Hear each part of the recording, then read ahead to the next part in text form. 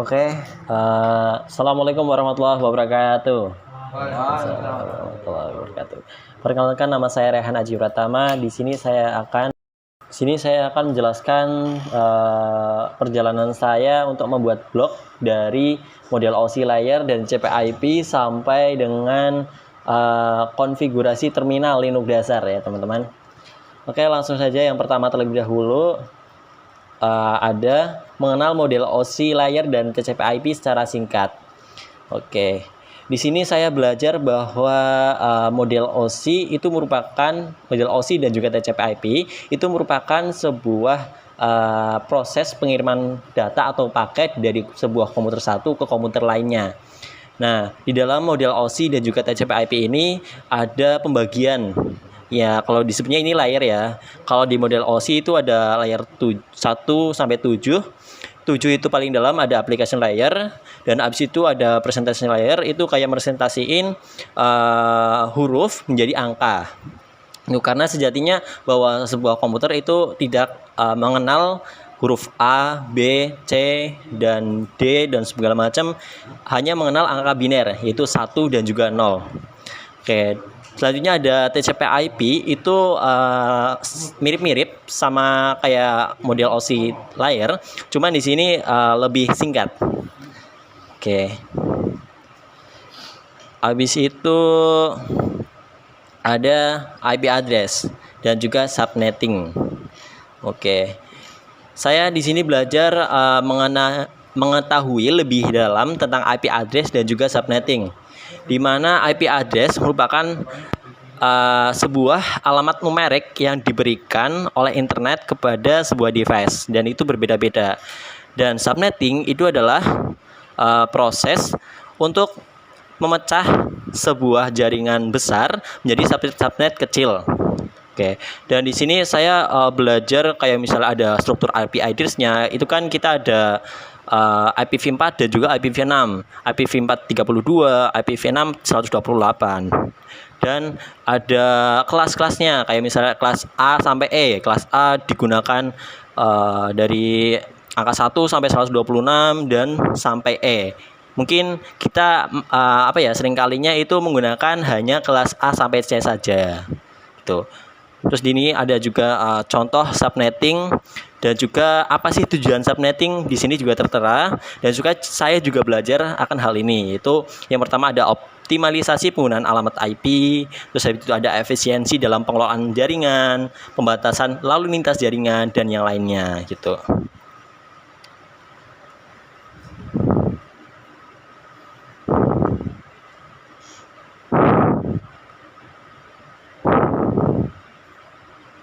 Oke, selanjutnya adalah pengertian media converter. Ya, di sini orang sudah tahu bahwa media converter itu HTB, tapi HTB itu bukan pengertian dari media converter. Tapi seringkali kita dengar bahwa media converter yaitu HTB gitu. Ya. Media converter adalah perangkat yang digunakan untuk mengubah sinyal data dari kabel fiber optik menjadi sinyal data yang dibaca oleh perangkat lain seperti komputer atau router gitu. Nah, di sini saya belajar tentang fungsi-fungsinya. Lanjut itu ada komponen utama, habis itu ada contoh penggunaannya. Itu contoh penggunaan, misalnya jika Anda memiliki jaringan lokal LAN yang menggunakan kabel internet dan ingin menghubungkan ke jaringan fiber optik untuk memperpanjang jangkauan atau meningkatkan kecepatan, Anda dapat menggunakan HTB ini, yaitu sebagai media converter. Gitu. Oke.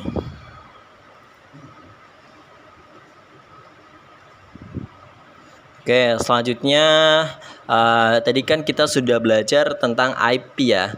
IPv4 dan juga IPv6. Nah, di sini saya membuat blogger khusus untuk IPv6 gitu. Kenapa sih isinya ini? Saya juga belajar kenapa alasan IPv6 itu dibuat dan juga karakteristiknya gitu. Oke.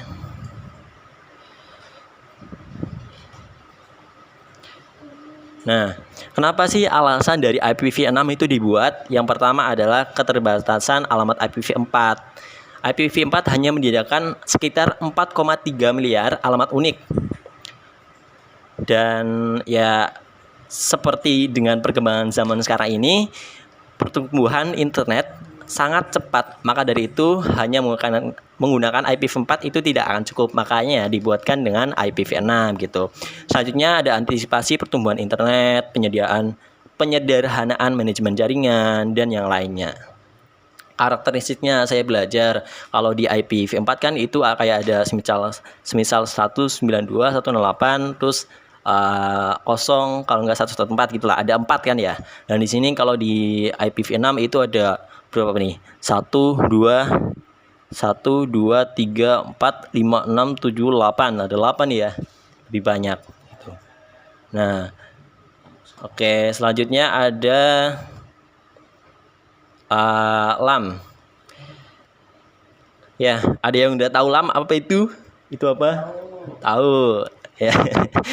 Ya, LAM itu adalah pengertian atau mungkin singkatan dari Linux, Apache, MySQL, PHP ya. Nah, di sini saya belajar cara menginstal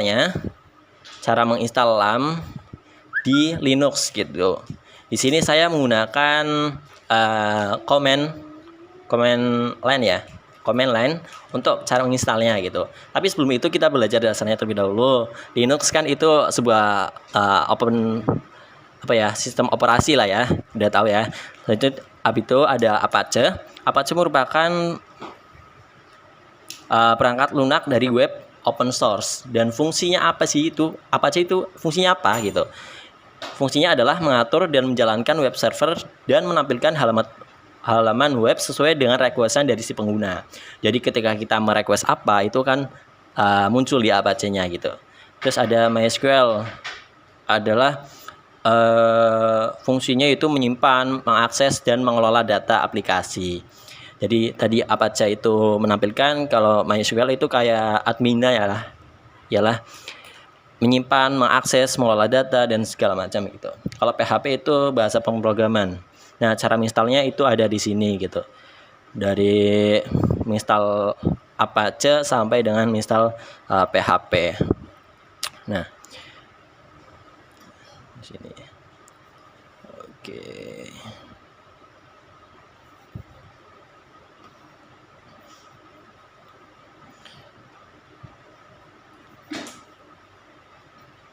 Oke, selanjutnya adalah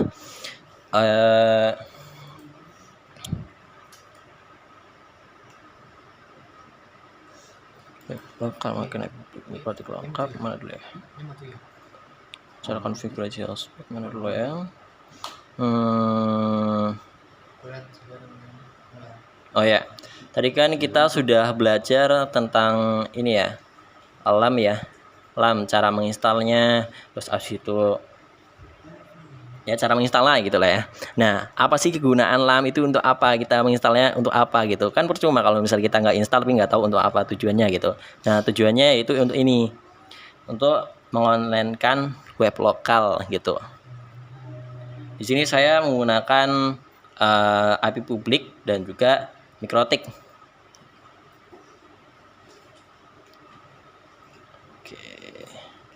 Oh ya, tapi sebelum itu tadi kan kita sudah belajar cara menginstal LAM ya. Dan kalau misalnya kalian baru pertama kali menginstal Apache, itu tampilannya IP kalian itu di web akan seperti ini gitu. Dan nanti kalau udah install PHP yang terakhir itu kan ada LAM, PHP-nya terakhir. Nah, kalian nanti tampilannya akan berubah jadi PHP. Nah, gimana sih cara mengubah tampilan PHP itu agar menjadi sesuai dengan requestan kita, kayak folder gitulah. Nah, caranya yaitu dengan seperti ini.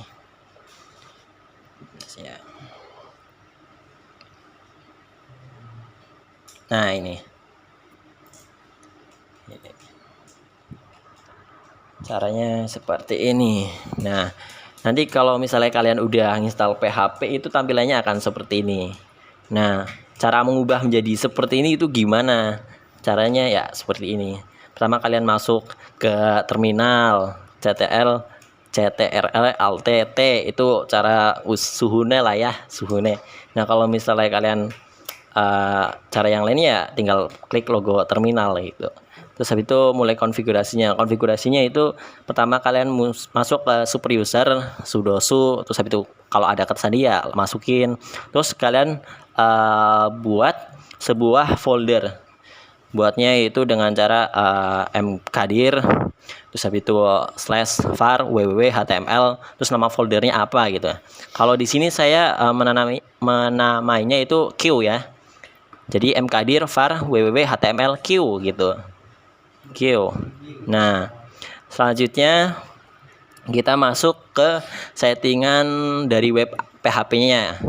Caranya dengan mengetikkan sudo nano etc apache sites available 000 default config gitu.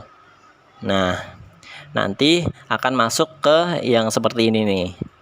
Nah, seperti ini. Gitu. Jadi, nanti file ininya nih, isi marcanya ini kita ganti menggunakan file yang sudah kita buat tadi yang Q gitu.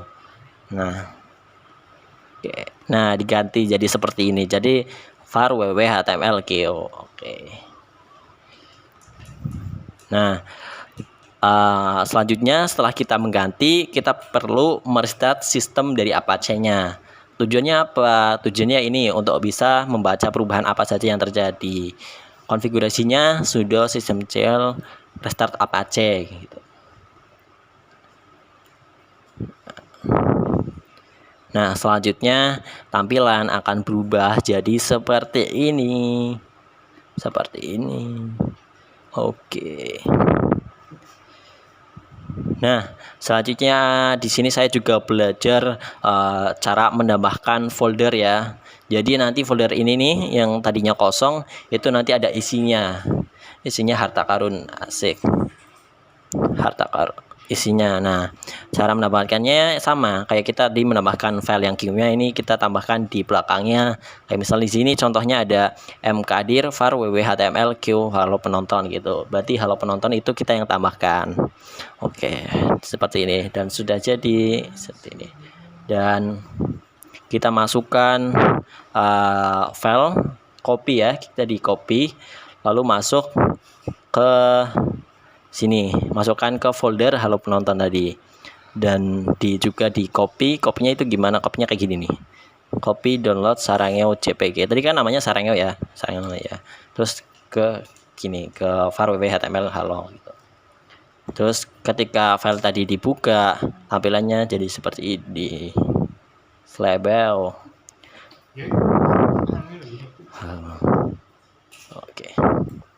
Oke, selanjutnya adalah mengonlinekan lah ya, mengonlinekan. Tadi kan kita sudah belajar cara menginstal LAM, cara mengganti foldernya. Sekarang kita belajar tentang mengonlinekan web lokal menggunakan IP publik. Nah, di sini saya sangat sangat sebuah web saya membuat web ini itu sangat penuh dengan rasa kagum. Ya, rasa kagum. Karena di sini saya pertama kali membuat web yang bisa diakses oleh orang luar gitu. Jadi orang luar pun bisa mengakses web kita yang kita buat gitu loh. Itu pengalaman yang sangat berkesan menurut saya. Nah, caranya gimana? Tadi kan kita sudah bikin web ya, dari kita memberikan foto sendiri atau mungkin apa gitu lah. Kita tambahkan sendiri di si web yang kita buat gitu. Nah, cara mengonlinekannya agar orang lain itu bisa mengakses web kita itu gimana? Nah, caranya gini. Nah, pertama di sini saya akan memberikan saran. Di sini kan IP publik kalau sebenarnya itu kan bayar ya. Tapi di sini ada suatu web ya, sebuah web yang memberikan trial gratis untuk para kita itu belajar ya. Di sini ada yang namanya perwira.media.com. Itu adalah sebuah perusahaan yang menyediakan layanan IP publik yang trial ya buat belajar gitu. Wah, ada di sini, mantap. Nah, ini perlu kalian registrasi dulu, habis itu ikuti langkah-langkah di sini untuk memesan IP publik gitu. Nah, selanjutnya ke Mikrotik, ini juga ada cara-caranya pemasangan IP publik agar web yang kita buat tadi itu bisa diakses oleh orang luar gitu.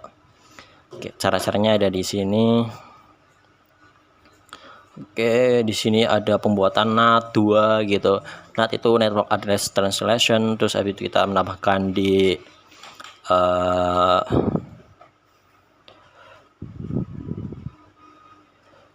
LT2P dan yang lainnya gitu.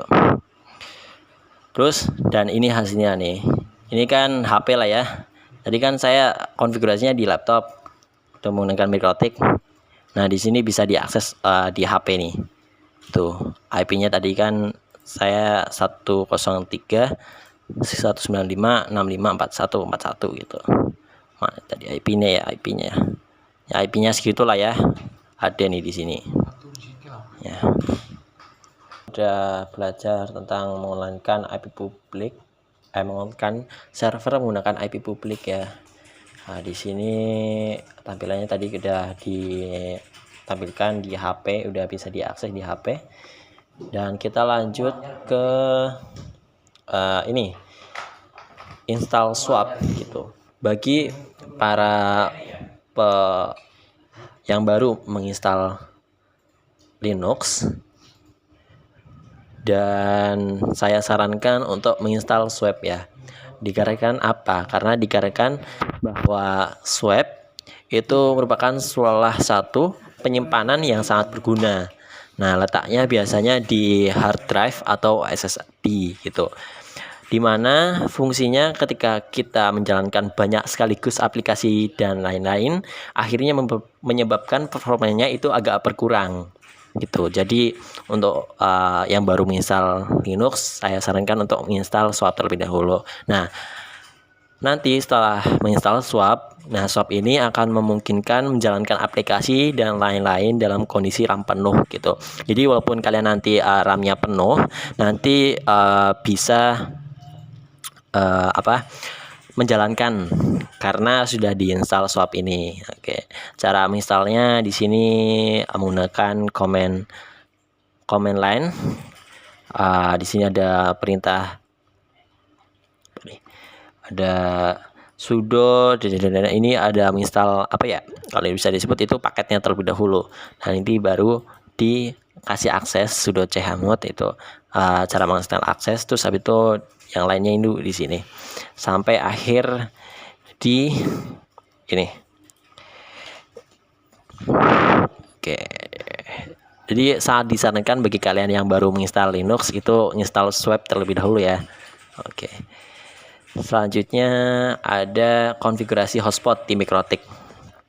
Oke, di sini saya belajar bagaimana cara kita mengkonfigurasi MikroTik dan di dalamnya itu kita mengkonfigurasi hotspot gitu. Jadi yang seperti kita ketahui bahwa hotspot itu kayak semacam membagikan internet ke perangkat yang lain gitu. Nah, di sini saya menerapkan pada MikroTik. Caranya gimana? Ya, caranya di sini gitu. Oke, sampai di sini sudah bisa diakses. Nah, di sini kan ada usernya nih. Di sini kalau kalian bisa ingin menambahkan banyak user, silahkan di sini klik plus user di sini, terus ditambahin di sini.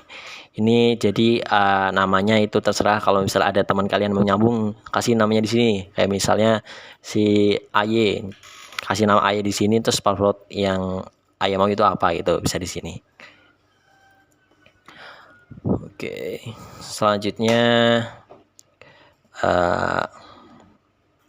ada WAP, Wireless Access Point. Nah, di sini saya belajar tentang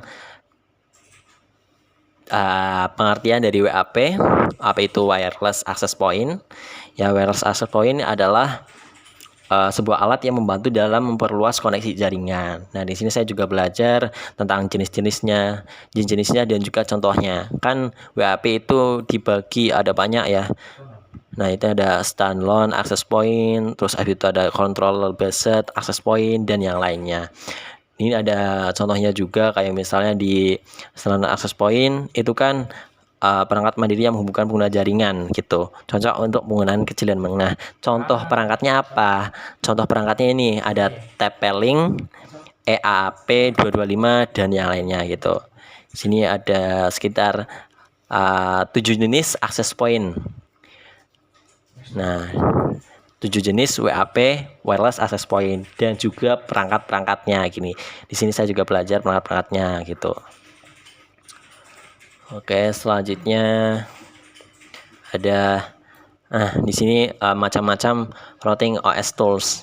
Nah, Sobat TI pastinya tidak asing dengan MikroTik lah ya dan routing OS gitu. Jadi tools ini yaitu yang membantu ketika kita merouting sebuah operating system, ini sangat membantu gitu. Karena biasanya ini digunakan untuk pengelolaan dan pengoptimalan jaringan. Apa saja sih routing OS tools gitu. Yang pertama ada routing, terus ada firewall, ada cost, quality of service, terus ada VPN. Nah, di sini sampai ada 11 ya. Nah, perlu diketahui juga di setiap MikroTik board atau mungkin yang sesuai itu routing OS toolsnya itu berbeda-beda gitu. Jadi tergantung perangkatnya berbeda-beda. Tetapi yang saya pelajari di sini itu yang rata-rata diterapkan gitu. Nah, di sini yang rata-rata diterapkan. Oke, selanjutnya di sini saya belajar tentang cara menginstal Linux Mint di laptop gitu.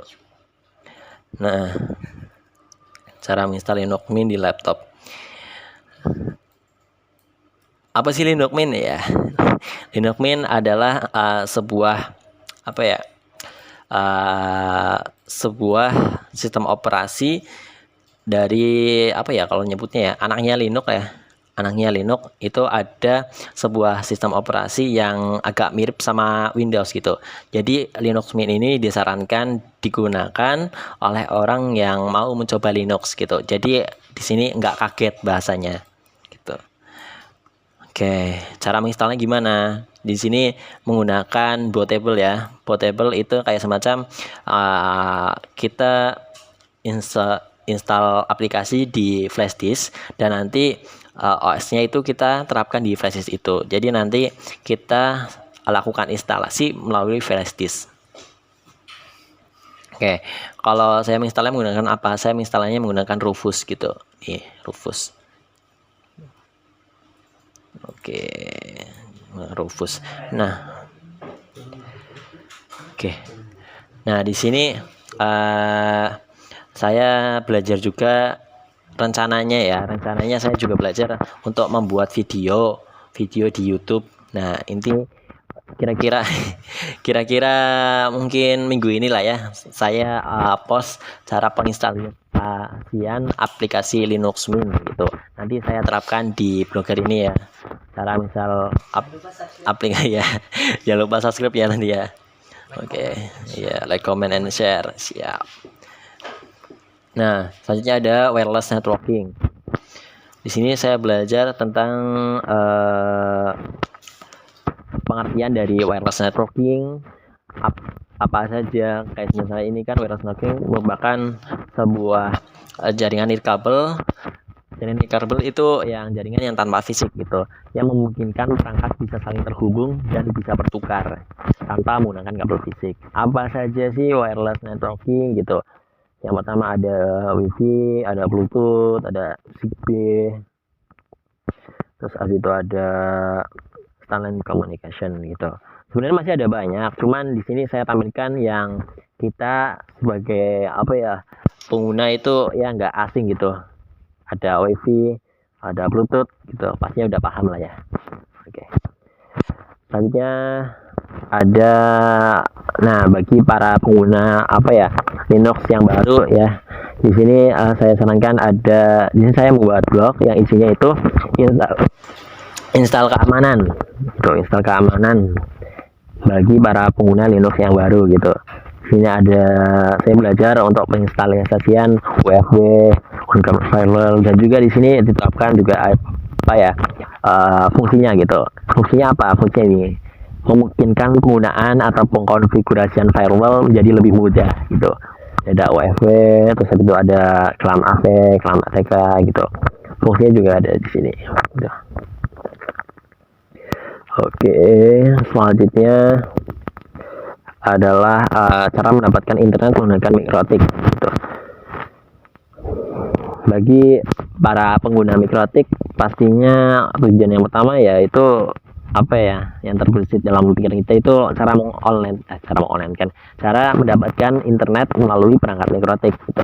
Dan di sini saya juga belajar bagaimana cara mendapatkannya gitu menggunakan mikrotik. Kita men-setting dulu di apa ya di komputer nih, ada di sini nih di wire itu kan kita dimatiin, kita kasih IP, dinyalain malah dimatiin, kita kasih IP, terus kita masuk ke Winbox ya, Winbox ini ya biru ini Winbox, dan kita konfigurasi gitu. Oke, cara mendapatkan internet. Oke, selanjutnya adalah konsep route dan switching. Oke, di sini kenapa saya gambarkan jalan ya? Jalan ini ada persimpangan ya. Karena sejatinya asik. Konsep route dan switching itu merupakan apa ya? Penentuan jalur untuk pengiriman data ya. Dia itu apa ya? Memilih jalur yang sekiranya aman dan juga cepat untuk pengiriman data gitu. Jadi di sini saya gambarkan sebagai apa ya? Jalan lah ya. Oke. Di sini saya juga belajar tentang komponen dari route, terus pengertian, saat itu ada jenis-jenis, statis, dinamis gitu. Saat itu ada NAT juga di sini, network address translation, yang merupakan sebuah cara jika kita ingin menjadikan sebuah beberapa jaringan lokal menjadi online gitu dengan hanya alamat satu IP publik. Switching gitu, switching juga penentuan jalur gitu, suatu proses pengiriman data dari suatu perangkat ke perangkat lainnya, tapi ini dalam satu jaringan LAN gitu, melalui perangkat switch. Oke, di sini ada saya juga belajar urutan cara kerjanya, terus habis itu ada tabel MAC ya, tabel MAC address gitu. Jadi baru belajar di sini gitu. Terus ada proses forwarding, jadi switching, kontrol gitu. Oke, di sini saya belajar juga tentang shell script. Oke, teman-teman dari TKJ pasti tidak asing ya dengan shell script. Ya mungkin ini apa ya kekuasaan anak RPL ya. Cuman kita apa ya kenal-kenal sedikit lah ya. Karena kita juga menggunakan ini. Oke, komponennya saya juga belajar di sini ada komponen, itu ada shell, script, interpreter gitu. Shell itu apa ya?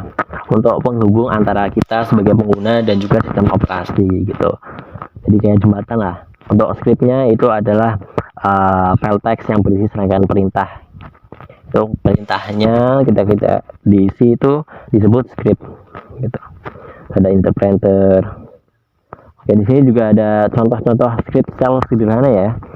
Dan mungkin akan ditambahkan lagi rencananya seiring waktu. Di sini saya juga baru belajar sedikit. Ada echo gitu. Terus ada ini. Nah, kalau jadinya itu kayak gini nih. Mana ya? Saya buka ini. Ada ya.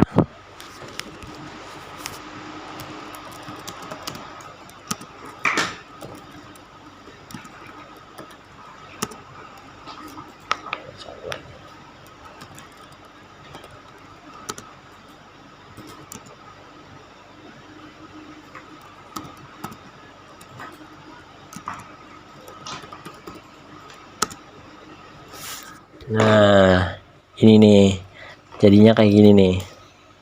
Nah, ini kan udah di apa ya menggunakan ini echo waktu dan segala macam. Ini nanti hasilnya ketika kita tampilkan itu diterapkan di laptop kita itu akan seperti ini. Contoh sederhana ya. Oke, selanjutnya ada struktur direktori dari Linux ya. Struktur direktori dari Linux. Di sini saya belajar dari yang atas itu kayak pohon lah ya. Pohon batang utamanya itu root ya, direktori itu di atas semuanya. Terus ada bawah-bawahnya, ini ada bin, ada C. Ini juga di sini saya belajar dan juga saya terapkan di sini gitu. Oke, ini informasi yang saya pelajari itu di sini. Oke. Selanjutnya ada Linux server. Nah, ini awal ya harusnya ya. Tapi saya bikin belakangan gitu. Linux server adalah suatu sistem operasi yang berbasis Linux, dibuat untuk menjalankan dan juga mengelola sebuah server gitu. Sistemnya open source. Apa sih open source? Nah, open source itu kita sebagai pengguna itu bisa mengunduh, menggunakan, memodifikasi perangkat ini secara gratis. Tuh. Oke, di sini juga ada kelebihannya kayak misalnya stabilitas kinerja tinggi, terus ada fleksibilitas kustomisasi. Nah, di sini juga ada distribusi kayak misalnya Ubuntu, atau Debian. Di sini ada konsep. Ini saya juga belajar itu. Oke, terakhir di sini saya juga belajar tentang konfigurasi terminal Linux dasar.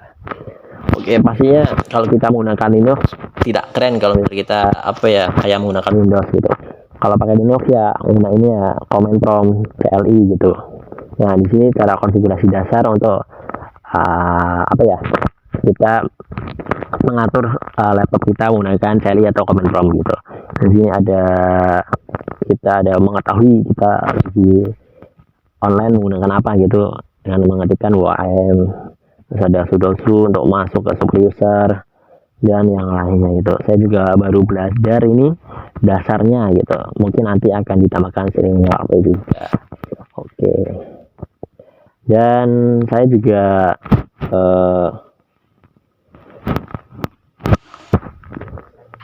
belajar ini masih di draft ya, ada proxy server, bisa itu ada IP pool, monitoring, bisa ada static, bisa ada pindah ke Linux menggunakan pindah Windows menggunakan Linux gitu. Jadi kan kita udah di sini udah ada cara penginstalian Linux menggunakan Windows. Ini saya akan belajar tentang penginstalasian Windows menggunakan Linux. Oke. Dan mungkin saya akan belajar lagi melengkapi bulan ini jadwal saya itu dari manajemen sampai bawah ini saya belum nih, paling nanti akan dilengkapi untuk belajar setelah ini gitu. Oke. Dan mungkin itu saja saya cukupkan, mohon maaf apabila ada kesalahan. Terima kasih. Saya akhiri, wassalamualaikum warahmatullahi wabarakatuh.